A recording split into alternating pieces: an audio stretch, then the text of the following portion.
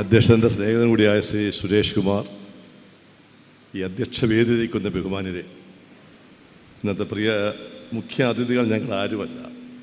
ഇവിടെ അവാർഡ് വാങ്ങാൻ അർഹരായി ഇവിടെ എത്തിച്ചേർന്നിരിക്കുന്ന പ്രിയപ്പെട്ട കൊച്ചനുജന്മാരും അനുജത്തിമാരുമാണ്. അവരെ ഞാൻ വളരെ സ്നേഹത്തോടു കൂടി അവരെ അഭിവാദ്യം ചെയ്യുകയാണ്. ഇവിടെ ഇപ്പോൾ എന്നെ പരിചയപ്പെടുത്തിയപ്പോൾ സംസാരിച്ചതുപോലെ മാള വിഷൻ്റെ ഒരു സ്ഥിരം സുഹൃത്താണ് ഞാൻ. കഴിഞ്ഞ 5-6 വർഷക്കാലമായി ഈ കേബിൾ വിഷൻ പരിപാടി സംഘടിപ്പിച്ചിരിക്കുന്ന എല്ലാ പരിപാടിയിലും പങ്കെടുക്കാൻ കഴിഞ്ഞിട്ടുണ്ട് എന്ന ഒരു സന്തോഷമാണ് ഇപ്പോൾ ഇവിടെ നിൽക്കുന്നുള്ളത്. ഏതാനും നിമിഷങ്ങൾക്കകം നമ്മുടെ ബഹുമാനായ നമ്മുടെ MLA-യും മന്ത്രിയുമായ ജനീഷ് ഇവിടെ എത്തിച്ചേരും. ഞാൻ ഇന്ന് ഇത്തരത്തിലുള്ള അവാർഡ് ദാനത്തിൻ്റെ 4ാമത്തെ പരിപാടിയിലാണ് പങ്കെടുക്കുന്നത്. ഒന്ന് രാവിലെ പെരുമ്പാവൂരിൽ നമ്മുടെ ഡെപ്യൂട്ടി സ്പീക്കറായിരുന്ന പരിപാടിയിലുണ്ടായിരുന്നു. പിന്നെ ഒന്ന് അങ്കമാലിയിൽ. ഞാൻ ഇങ്ങോട്ട് വരുന്നതിന് മുമ്പ് ചാലക്കുടിയിൽ പ്രിയങ്കരനായ ശ്രീ രമേശ് ചെന്നിത്തല പങ്കെടുത്ത ചാലക്കുടി MLA-യുടെ നേതൃത്വത്തിലുള്ള അവാർഡ് ദാനമാണ്. ഇന്നിപ്പോൾ ഇവിടെ നമ്മുടെ യുവജന സ്പോർട്സ് വകുപ്പ് മന്ത്രി മുഖ്യ അതിഥിയായി പങ്കെടുക്കുന്ന മാള കേബിൾ വിഷൻ്റെ നേതൃത്വത്തിലുള്ള പരിപാടി. എൻ്റെ മുന്നിലിരിക്കുന്ന പ്രിയപ്പെട്ട കൊച്ചനുജന്മാരും അനുജത്തിമാരും ഇതിനകം തന്നെ ഈ SSLC +2 പരീക്ഷയിൽ നിങ്ങൾ വിജയിച്ച ഉന്നതമായ ആ വിജയത്തിൻ്റെ അടിസ്ഥാനത്തിൽ പല അവാർഡുകളും ഇതിനകം തന്നെ ലഭിച്ചിട്ടുണ്ടാകുമെന്ന് വിശ്വസിക്കുന്നു.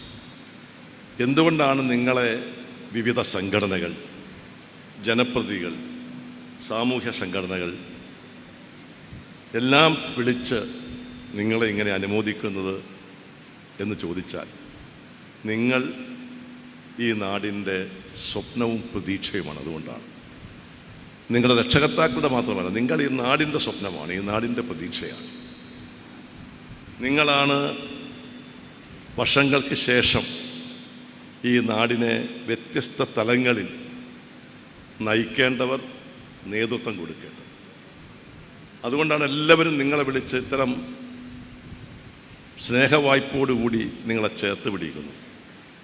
അത് നിങ്ങൾ ഈ പരീക്ഷയിൽ SSLC എക്സാമിനേഷനും +2 എക്സാമിനേഷനും നിങ്ങൾ വാങ്ങിയ ഈ പ്രാവശ്യം ലഭിച്ച ഉന്നതമായ വിജയത്തിൻ്റെ അടിസ്ഥാനത്തിൽ മാത്രമല്ല, നിങ്ങൾ തുടർന്നും നിങ്ങളുടെ വിദ്യാഭ്യാസ കരിയറിൽ, ജീവിതത്തിൽ ഉന്നതമായ വിജയം കരസ്ഥമാക്കണം. നിങ്ങൾ നാടിന്, സമൂഹത്തിന് നിങ്ങളുടെ വിലപ്പെട്ട കഴിവ് പ്രയോഗിക്കണം. നിങ്ങൾ ബുദ്ധിയുള്ളവരാണ്, കഴിവുള്ളവരാണ്, കർമ്മശേഷിയുള്ളവരാണ്. അതുകൊണ്ടാണ് നിങ്ങൾക്ക് നല്ല മാർക്ക് വാങ്ങാൻ കഴിയുന്നത്. അങ്ങനെ നല്ല മാർക്ക് വാങ്ങുന്ന നിങ്ങളോട് വിനയ പുരസ്സരം നിങ്ങളെ ക്ഷണിച്ചു വരുത്തി ഞങ്ങൾക്ക് അഭ്യർത്ഥിക്കാനുള്ളത്, നിങ്ങളുടെ തുടർ ജീവിതത്തിലും ഉന്നതമായ വിജയം കരസ്ഥമാക്കാൻ നിങ്ങൾക്ക് കഴിയട്ടെ എന്നതാണ്. അതുകൊണ്ടാണ് ഇത്തരം ചടങ്ങുകൾ സംഘടിപ്പിക്കുന്നത്. കാരണം ഞാൻ നേരത്തെ സൂചിപ്പിച്ചതുപോലെ നിങ്ങൾ ഈ നാടിന് പ്രതീക്ഷയും സ്വപ്നവുമാണ്. വിദ്യാഭ്യാസം അതിൻ്റെ പല തലങ്ങളിലേക്ക് മാറിക്കൊണ്ടിരിക്കുന്നു. ഞങ്ങളൊക്കെ പഠിച്ച കാലഘട്ടവും നിങ്ങൾ പഠിച്ച കാലഘട്ടവും തമ്മിൽ വളരെയധികം വ്യത്യാസമുണ്ട്. നിങ്ങൾ പഠിക്കുന്നത് ആർട്ടിഫിഷ്യൽ ഇൻ്റലിജൻസിൻ്റെ കാലഘട്ടത്തിലാണ്. അറിവിൻ്റെ ലോകത്തിൽ വലിയൊരു റെവല്യൂഷൻ, നോളജ് റെവല്യൂഷൻ നടക്കുന്നൊരു കാലഘട്ടമാണിപ്പോൾ. അത്രമാത്രം ശാസ്ത്ര സാങ്കേതിക സഹായം അറിവിൻ്റെ മേഖലയിൽ വരുത്തിയ മാറ്റങ്ങളിലൂടെ കടന്നു പോകുന്ന ഒരു തലമുറയാണ്. ആ തലമുറയെ പ്രോത്സാഹനത്തിലൂടെ, അതുമാത്രമല്ല ഉത്തരവാദിത്വത്തിലൂടെ, അതും മാത്രമല്ല നിങ്ങൾക്ക് അനുയോജ്യമായ സാഹചര്യങ്ങൾ സൃഷ്ടിച്ച് നിങ്ങളെ വാർത്തെടുക്കുക എന്നതാണ് ഇന്ന് സമൂഹത്തിൻ്റെ ലക്ഷ്യം. അതിനുവേണ്ടിയുള്ള ദീർഘവീക്ഷണത്തോടു കൂടിയ വിദ്യാഭ്യാസ നയരൂപീകരണം നമുക്ക് നടത്തണം. നമുക്കറിയാം, കേരളം വിദ്യാഭ്യാസ മേഖലയിൽ പലപ്പോഴും മുന്നിൽ നിന്ന സംസ്ഥാനമാണ്. പക്ഷേ ഇന്ന് നമ്മുടെ നാട് നേരിടുന്ന മറ്റൊരു പ്രശ്നം, നമ്മുടെ മക്കൾ ഇവിടെ പഠിക്കാതെ മറ്റു രാജ്യങ്ങളിലേക്ക് പഠിക്കാൻ പോകുന്നു. പഠിച്ച മക്കൾ നാട്ടിലേക്ക് തിരിച്ചു വരാൻ വൈമനസ്യം കാണിക്കുന്നു. അതുകൊണ്ടുണ്ടാകുന്ന ബ്രെയിൻ ട്രെയിൻ മാത്രമല്ല, നമുക്ക് ബുദ്ധിപരമായ ചോർച്ച മാത്രമല്ല, അതുകൊണ്ടുണ്ടാകുന്ന മറ്റൊരു സാമൂഹ്യ പ്രശ്നം കൂടിയുണ്ട്. ആ സാമൂഹ്യ പ്രശ്നമെന്ന് പറയുന്നത് നമ്മുടെ നാട് ഒരു വയോവൃദ്ധ കേന്ദ്രമായി മാറിക്കൊണ്ടിരിക്കുന്നു. അപ്പോൾ വിദ്യാഭ്യാസ മേഖലയിൽ നിങ്ങൾക്ക് പ്രോത്സാഹനം തരുമ്പോൾ ഞങ്ങൾ ആഗ്രഹിക്കുന്നത് നിങ്ങൾ പഠിച്ച് നിങ്ങൾ ഈ നാട്ടിൽ നിൽക്കണം. അതിനനുയോജ്യമായ രീതിയിൽ ഇവിടുത്തെ ഭൗതിക സൗകര്യങ്ങൾ വർദ്ധിപ്പിക്കണം. അതിനനുയോജ്യമായ രീതിയിൽ നമ്മുടെ വിദ്യാഭ്യാസത്തെ, സമ്പ്രദായത്തെ, അതിൻ്റെ അക്കാഡമിക് നിലവാരത്തെ നമുക്ക് രൂപപ്പെടുത്തണം. അതാണിന്ന് ഗവൺമെൻറ് അല്ലെങ്കിൽ സമൂഹം ഏറ്റെടുക്കേണ്ടത്. എന്തുകൊണ്ട് കുട്ടികൾ പുറത്തു പോകുന്നു എന്നതിനെക്കുറിച്ചുള്ള ആലോചന വരുമ്പോൾ നമുക്കറിയാം, പലപ്പോഴും കുട്ടികൾ പുറത്തു പോകുന്നത് അവർക്ക് കുറച്ചുകൂടി നല്ല നിലയിലുള്ള വിദ്യാഭ്യാസം ലഭിക്കാൻ, കുറച്ചുകൂടി നിലവാരമുള്ള ജോലികൾ ലഭിക്കാൻ, കുറച്ചുകൂടി വരുമാനമുള്ള സംരംഭങ്ങൾ തുടങ്ങാൻ, അതിനുവേണ്ടിയാണ് പലപ്പോഴും കുട്ടികൾ പുറത്തു പോകുന്നത്. അതുകൊണ്ട് ഞാൻ ഇവിടെ ഇവിടെ മന്ത്രി വരും. മന്ത്രി ഇവിടെ ഗവൺമെൻറ്റിൻ്റെ കാഴ്ചപ്പാടിനെക്കുറിച്ചൊക്കെ സൂചിപ്പിക്കും. അതുകൊണ്ട് നമ്മൾ ആഗ്രഹിക്കുന്നത് നിങ്ങളെ നാട്ടിൽ നിങ്ങൾക്ക് നല്ല വിദ്യാഭ്യാസം നൽകി നിങ്ങളെ പഠിപ്പിച്ച് നിങ്ങളുടെ കഴിവും നിങ്ങളുടെ പ്രവർത്തനവും നമ്മുടെ നാടിന്, നമ്മുടെ വീടിന് അനുയോജ്യമാക്കി മാറ്റുക എന്നതാണ്. അതുകൊണ്ടാണിപ്പോൾ ഗ്ലോബൽ ജോബ് ടവർ പോലെയുള്ള ചില കാഴ്ചപ്പാടോടുകൂടിയുള്ള വിദ്യാഭ്യാസ നയരൂപീകരണത്തിന് സംസ്ഥാന ഗവൺമെൻറ് തയ്യാറാകുന്നത്. അതുകൊണ്ടാണ് വിദ്യാഭ്യാസ എഡ്യൂക്കേഷൻ വാല്യൂ ഉണ്ടാകണമെന്ന് പറയുന്നത്. അതുകൊണ്ടാണ് എഡ്യൂക്കേഷൻ ഹബ്ബ് ഉണ്ടാകണമെന്ന് പറയുന്നത്. ലോകോത്തര നിലവാരത്തിൽ പ്രവർത്തിക്കുന്ന സർവകലാശാലകളുടെ സാമീപ്യം അല്ലെങ്കിൽ അവരുടെ അക്കാഡമിക് നിലവാരത്തിൽ നിങ്ങളെ വളർത്തിക്കൊണ്ടുവരേണ്ട ഉത്തരവാദിത്തം ഏറ്റെടുക്കാൻ സമൂഹം തയ്യാറാണ് എന്ന് സന്നദ്ധത പ്രകടിപ്പിക്കുന്ന ഒരു കാലയളവിലാണ് പ്രിയപ്പെട്ട മക്കളെ നിങ്ങൾ പഠിക്കുന്നത്. അത് നിങ്ങൾക്ക് പ്രയോജനപ്പെടുത്താൻ കഴിയണം. നിങ്ങളത് പ്രയോജനപ്പെടുത്തി നിങ്ങൾക്ക് വളരാൻ കഴിയണം. എന്നാൽ മാത്രമേ നമുക്ക് സാധിക്കുകയുള്ളൂ. എല്ലാവരും പഠിച്ച് ഡോക്ടറാവണം, എല്ലാവരും പഠിച്ച് IAS ആകണം, എല്ലാവരും പഠിച്ച് എഞ്ചിനീയർമാരാകണം എന്നതല്ല. ഓരോരുത്തരുടെ കഴിവിനനുസരിച്ച് പഠിക്കണം. പഠിച്ച് പുറത്തു വരുന്ന മുഴുവൻ കുട്ടികൾക്കും ഒരുപക്ഷെ ജോലി നൽകാൻ ഒരു സമൂഹത്തിനും സാധിക്കില്ല, ഒരു ഗവൺമെൻറ്റിനും സാധിക്കില്ല എന്ന യാഥാർത്ഥ്യം ഞാൻ അംഗീകരിക്കുന്നു. പക്ഷെ പഠിച്ച് പുറത്തു വരുന്ന കുട്ടികളുടെ കഴിവ് വികസിപ്പിച്ചെടുത്ത് അവർക്ക് പുതിയ സംരംഭങ്ങൾ തുടങ്ങി അവരുടെ കഴിവിനനുസരിച്ച് അവർക്ക് വരുമാനവും അവർക്ക് നാടിന് സഹായകരമായ പദ്ധതികളും ആവിഷ്കരിക്കാൻ കഴിയത്തക്ക രീതിയിലുള്ള ചില കാഴ്ചപ്പാടുണ്ടാകും. അതിനുവേണ്ടിയാണ് ഞാൻ നേരത്തെ സൂചിപ്പിച്ചതുപോലെ ഗ്ലോബൽ ജോബ് ടവറിനെ പോലെയുള്ള സാധ്യതകൾ ആരാഞ്ഞുകൊണ്ട് ഏത് വിഷയം പഠിപ്പിക്കണം എന്ന് മാത്രമല്ല, ഏത് വിഷയം പഠിച്ചാൽ നിങ്ങൾക്ക് പ്രയോജനം ലഭ്യമാക്കും എന്നതിനെക്കുറിച്ച് ആലോചിക്കുന്നതിന് വേണ്ടിയുള്ള ചിന്തകൾ നമ്മുടെ സമൂഹത്തിലുണ്ടാകും. ഭൗതിക സൗകര്യങ്ങൾ മെച്ചപ്പെടണം. ഞങ്ങളൊക്കെ പഠിച്ച കാലഘട്ടത്തിലെ ഭൗതിക സൗകര്യത്തിലല്ല നിങ്ങൾ പഠിക്കുന്നത്. ഇന്ന് കുറച്ചുകൂടി മെച്ചപ്പെട്ട ഭൗതിക സൗകര്യങ്ങളുണ്ട്. ഞങ്ങൾ പഠിച്ച കാലഘട്ടത്തിലെ വിഷയങ്ങൾ മാത്രമല്ല, അന്നൊക്കെ വിഷയങ്ങൾക്കും പരിമിതി ഉണ്ടായിരുന്നു. ചുരുങ്ങിയ വിഷയങ്ങളേ ഉള്ളൂ. ഇന്ന് അങ്ങനെയല്ല. എത്രയോ വിഷയങ്ങൾ. പണ്ട് എഞ്ചിനീയറിങ്ങിന് 4 ബ്രാഞ്ചസേ ഉള്ളൂ. സിവില്, ഇലക്ട്രോണിക്, അതുപോലെ തന്നെ മെക്കാനിക്, പിന്നെ കെമിക്കൽ. ഇതാണ് കേരളത്തിൽ ഉണ്ടായിരുന്ന 4 ബ്രാഞ്ചസ്. ഇപ്പം 130ഓളം എങ്ങാണ്ടുണ്ട്. 130ഓളം ബ്രാഞ്ചസ് ഉണ്ട്. പല വിഷയങ്ങളും ഞങ്ങളുടെയൊക്കെ അടുത്ത് അഡ്മിഷന് വേണ്ടി വരുന്ന കുട്ടികൾ ഞങ്ങളോട് പറയുന്ന വിഷയങ്ങൾ കേൾക്കുമ്പോൾ ഞങ്ങൾ പോലും അത്ഭുതപ്പെടുക. ഇങ്ങനത്തേക്ക് വിഷയങ്ങൾ നമുക്കുണ്ട്. അപ്പോൾ പല വിഷയങ്ങളുണ്ട്. അപ്പോൾ ഭൗതിക സൗകര്യങ്ങൾ മാത്രമല്ല, വിദ്യാഭ്യാസത്തിൻ്റെ വളർച്ചയിലൂടെ വരുന്ന സാഹചര്യങ്ങൾ നമുക്ക് മെച്ചപ്പെട്ടു വരുന്നു. അങ്ങനെയുള്ള സാഹചര്യത്തിൽ നിങ്ങൾ നന്നായി പഠിച്ച് വലുതായി നിങ്ങൾ സമൂഹത്തിന് സഹായകരമായി മാറണം നമ്പിക്കും. അങ്ങനെ പഠിക്കുമ്പോൾ നമുക്കറിയാം, വിദ്യാഭ്യാസമാണ് ഒരു നാടിൻ്റെ ഏറ്റവും വലിയ സമ്പത്ത്. അത് തിരിച്ചറിഞ്ഞു. ഇന്ന് മാത്രമല്ല, 1-ാം നൂറ്റാണ്ടിൽ ജീവിച്ച തമിഴകത്തിൻ്റെ വിശ്വപൗരനായ തിരുവള്ളൂരാണ് ആദ്യമായി പറഞ്ഞത്, മാനവരാശിയുടെ ഏറ്റവും വലിയ സമ്പത്ത് അറിവാണ്, വിദ്യാഭ്യാസമാണ്. അപ്പോൾ മാനവരാശിയുടെ ഏറ്റവും വലിയ സമ്പത്ത് അറിവാണ് എന്ന് 1-ാം നൂറ്റാണ്ടിൽ തിരിച്ചറിഞ്ഞ വിശ്വപൗരനായ തിരുവള്ളൂർ പ്രവചിച്ചതുപോലെ നമ്മുടെ നാടും ആ സന്ദേശം ഏറ്റെടുത്തവരാണ്. ഇവിടുത്തെ സാംസ്കാരിക നായകന്മാർ, നവോത്ഥാന നായകന്മാർ, സാമുദായിക സംഘടനകൾ, അതുപോലെ തന്നെ വ്യക്തികൾ, രാഷ്ട്രീയ നേതൃത്വം, ഭരണ നേതൃത്വമൊക്കെ കേരളത്തിലെ വിദ്യാഭ്യാസത്തിന് നൽകിയ ഊന്നൽ, കേരളത്തിലെ വിദ്യാഭ്യാസത്തിന് നൽകിയ വളർച്ചയ്ക്ക് സഹായമായി മാറിയിട്ടുണ്ട്. ഇന്ന് ഏത് രക്ഷകർത്താവും ആഗ്രഹിക്കുന്നത് അവൻ്റെ മകന് കൊടുക്കാൻ കഴിയാവുന്ന, അല്ലെങ്കിൽ അവരുടെ കുടുംബത്തിന് കൊടുക്കാൻ കഴിയാവുന്ന ഏറ്റവും വലിയ ഇൻവെസ്റ്റ്മെൻ്റ് എന്ന് പറയുന്നത്, ഏറ്റവും വലിയ അസറ്റ് എന്ന് പറയുന്നത് സ്വന്തം മക്കൾക്ക് കൊടുക്കുന്ന വിദ്യാഭ്യാസമാണ്. അങ്ങനെയുള്ള രക്ഷകർത്താക്കളാണ് നമ്മുടെ നാട്ടിലുള്ളത്. അപ്പോൾ നിങ്ങൾക്ക് എല്ലാ സാഹചര്യങ്ങളുമുണ്ട്. അവിടെ ഒറ്റ കാര്യം മാത്രമേ ഞാൻ ഉപദേശിക്കുന്നുള്ളൂ. നിങ്ങൾക്ക് അറിവ് ലഭിക്കും. എവിടെ നിന്ന്? പാഠപുസ്തകങ്ങളിൽ നിന്നും, നിങ്ങൾ പഠിക്കുന്ന സിലബസിൽ നിന്നും. നിങ്ങൾക്ക് ഇഷ്ടപ്പെട്ട വിഷയങ്ങളെക്കുറിച്ചുള്ള വളരെ അനന്തമായ, വളരെ വിശാലമായ തലത്തിൽ ഇന്ന് ഇൻ്റർനെറ്റും അതുപോലെ AI ഒക്കെയുള്ള കാലഘട്ടത്തിൽ നിങ്ങൾക്ക് അറിവ് ലഭിക്കാൻ വളരെ സഹായകരമാണ്. പക്ഷെ പ്രിയപ്പെട്ട മിടുക്കരും മിടുക്കലുമായ കുട്ടികളോട് ഞാൻ പറയുന്നു, അറിവ് മാത്രം പോരാ, നിങ്ങൾക്ക് തിരിച്ചറിവ് കൂടി ഉണ്ടാകണം. ആ തിരിച്ചറിവോടുകൂടി ഒരു വിദ്യാഭ്യാസം, അതാണ് നാടിന് നല്ലത്.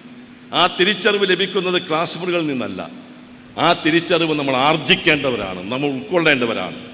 അതിനാണ് സാമൂഹ്യ തലത്തിലുള്ള കാര്യങ്ങളെക്കുറിച്ച് നിങ്ങൾക്ക് അവബോധമുണ്ടാകേണ്ടത്. ആ തിരിച്ചറിവിലൂടെ, അറിവും തിരിച്ചറിവിലൂടെ നമുക്ക് മുന്നോട്ട് പോകണം. വിദ്യാഭ്യാസം മാത്രം പോരാ, വിവേകപരമായ വിദ്യാഭ്യാസം ഉണ്ടാകണം. അറിവ് മാത്രം പോരാ, തിരിച്ചറിവുണ്ടാകണം. നന്മതിന്മകളെ തിരിച്ചറിയാനുള്ള തിരിച്ചറിവിലൂടെ പുതിയ പുതിയ കാര്യങ്ങൾ ഉൾക്കൊള്ളുമ്പോൾ വിവേകത്തോടു കൂടി അത്തരം കാര്യങ്ങളെ സമീപിക്കാനുള്ള സ്വഭാവ ശുദ്ധിയോടുകൂടി നമുക്ക് മുന്നോട്ട് പോകണം. വിദ്യാഭ്യാസം ഒട്ടേറെ നിർവചനങ്ങളുണ്ട്. Education is a cultural activity guided by moral values എന്നാണ് പറയുന്നത്. ഒരു സാംസ്കാരിക പ്രതലം സാമൂഹ്യ അല്ലെങ്കിൽ ധാർമ്മിക മൂല്യങ്ങളാൽ സ്വാധീനിക്കപ്പെടുന്നു. അപ്പോൾ വളർന്നു വരുന്ന കുട്ടികളുടെ മനസ്സിലേക്ക് ആ ധാർമ്മിക ചിന്തകൾ നമുക്ക് അവകാശപ്പെടണം. നിങ്ങളെ ഞങ്ങൾ പ്രോത്സാഹിപ്പിക്കുന്നു, നിങ്ങളെ ഞങ്ങൾ ഉത്തേജിപ്പിക്കുന്നു, നിങ്ങൾക്ക് ഞങ്ങൾ അനുഗ്രഹങ്ങൾ നൽകുന്നു. എന്തിനു വേണ്ടി? നാളെയുടെ മക്കളായി നിങ്ങൾ വളർന്നു വരണം. ഇത് ക്രിയാത്മകമായ സന്മാർഗിക മാർഗത്തിലൂടെ കേബിൾ വിഷനെ പോലെയുള്ള ആളുകൾ നിങ്ങളെ പ്രോത്സാഹിപ്പിക്കുന്നതാണ്. പക്ഷെ ഞാൻ കുട്ടികളോട് പറയുന്നു, സമൂഹത്തിൽ മറ്റു ചില ശക്തികളുണ്ട് നിങ്ങളെ സ്വാധീനിക്കാൻ വരുന്നവർ.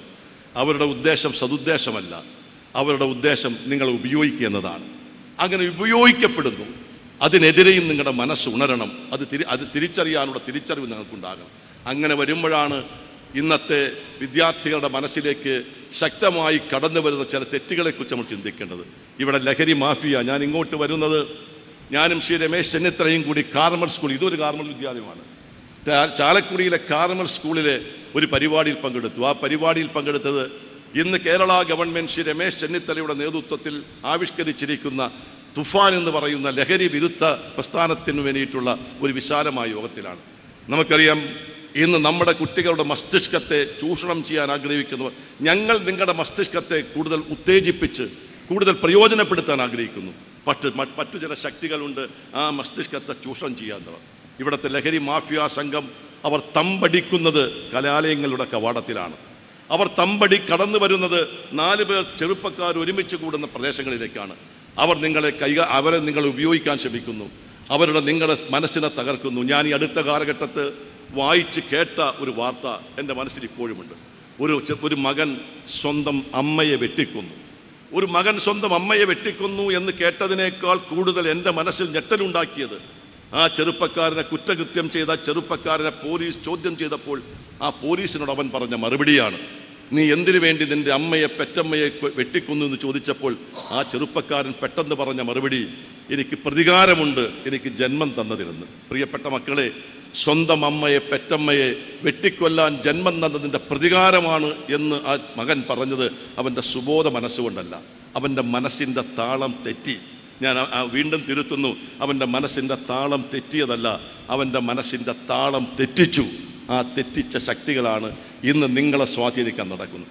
അമ്മ പെങ്ങന്മാരെ തിരിച്ചറിയാൻ കഴിയാതെ, പെറ്റമ്മയെപ്പോലും തിരിച്ചറിയാൻ കഴിയാതെ, നിങ്ങളുടെ കഴിവിനെ, നിങ്ങളുടെ മനസ്സിനെ, നിങ്ങളുടെ മസ്തിഷ്കത്തെ നിങ്ങൾ മറ്റു തലങ്ങളിലേക്ക് അയച്ചു വിട്ടുകൊണ്ട് ഈ രാജ്യത്ത് കുഴപ്പങ്ങൾ ഉണ്ടാക്കാൻ ശ്രമിക്കുന്ന ശക്തികൾക്കെതിരെയുള്ള സന്മനസ്സോടുകൂടിയുള്ള ഒരു ഒത്തുചേരൽ, ഒരു പോരാട്ടം നിങ്ങൾ വളർന്നു വരുമ്പോൾ നിങ്ങളുടെ മനസ്സിലുണ്ടാകണം എന്ന് ഞാൻ വിനയപുരുഷൻ നിങ്ങളോട് അഭ്യർത്ഥിക്കുകയാണ്. നമുക്ക് വളരെ തന്നെ എഡ്യൂക്കേഷൻ ഈസ് എ വെപ്പൺ എന്നാണ് പറയുന്നത്. To sanitize, to harmonize, to humanize the society. ഒരു സമൂഹത്തെ ശുദ്ധീകരിക്കുന്നതിന് വേണ്ടി, അതിനെ യോജിപ്പിച്ച് നിർത്തുന്നതിന് വേണ്ടി പ്രയോജനപ്പെടുത്താൻ കഴിയുന്ന ഒരു ആയുധമായ വിദ്യാഭ്യാസത്തെ ഏത് രീതിയിൽ നിങ്ങൾക്ക് വികസിപ്പിച്ചെടുക്കാൻ കഴിയും എന്നതിനെക്കുറിച്ച് നിങ്ങൾ ആലോചിക്കണം, നിങ്ങൾ ചിന്തിക്കണം. നിങ്ങൾക്ക് സ്വപ്നം കാണാൻ കഴിയണം, സ്വപ്നത്തിലൂടെ നിങ്ങൾക്ക് വളരാൻ കഴിയണം. ആ സ്വപ്നത്തിലൂടെ വളരുമ്പോഴാണ് നമുക്ക് പ്രതീക്ഷയുണ്ടാകുന്നത്. ഇന്ന് നമ്മൾ പത്രത്തിൽ കണ്ട ഒരു വാർത്തയുണ്ട്, ഒരു മലയാളി ജന്മം കൊണ്ട് ഒറ്റപ്പാലംകാരൻ, ഒരു മലയാളി ആകാശത്തിൻ്റെ അനന്തതയിലേക്ക് നാളെ പോവുകയാണ്. ഒരു പക്ഷേ അദ്ദേഹത്തിന് ആകാശത്തിൻ്റെ അനന്തതയിലേക്ക് പോകാൻ കാരണം മറ്റൊരു സ്വപ്നത്തിൻ്റെ സാക്ഷാത്കാരമാണ്. ആ സ്വപ്നം കണ്ടത് ഇന്ന് പോകുന്ന മലയാളിയല്ല, പക്ഷെ വർഷങ്ങൾക്ക് മുമ്പ് മറ്റൊരു വിദ്യാർത്ഥി ഒരു സ്വപ്നം കണ്ടിരുന്നു. ആ വിദ്യാർത്ഥിയുടെ പേര് അബ്ദുൽ കലാം എന്ന് പറയുന്ന വിദ്യാർത്ഥിയാണ്. അബ്ദുൽ കലാം എന്ന് പറയുന്ന ഇന്ത്യയുടെ പ്രസിഡൻ്റായിരുന്ന ഒരു ചെറുപ്പക്കാരൻ ജനിച്ചത് രാമേശ്വരം എന്ന് പറയുന്ന കടപ്പുറത്താണ്. കടപ്പുറത്ത് ജനിച്ച അബ്ദുൽ കലാമിന് ഇന്നത്തെ ആധുനിക സൗകര്യങ്ങളില്ല, ഇന്നത്തെ കൂട്ടുകെട്ടുകളില്ല. അദ്ദേഹം കടപ്പുറത്ത് പോയി കാറ്റുകൊള്ളാനിരുന്നപ്പോൾ കടപ്പുറത്തിൻ്റെ മുകളിലൂടെ പറന്നു പോകുന്ന കാക്കകളെ കണ്ടു. കാക്കകളെ കണ്ടപ്പോൾ അബ്ദുൽ കലാം സ്വപ്നം കണ്ടു. അബ്ദുൽ കലാം ചിന്തിച്ചു എങ്ങനെ പറക്കാൻ കഴിയുമെന്ന്. ആ പറക്കാൻ കഴിയും എന്ന ചിന്തയായിരുന്നു അദ്ദേഹത്തിൻ്റെ സ്വപ്നം.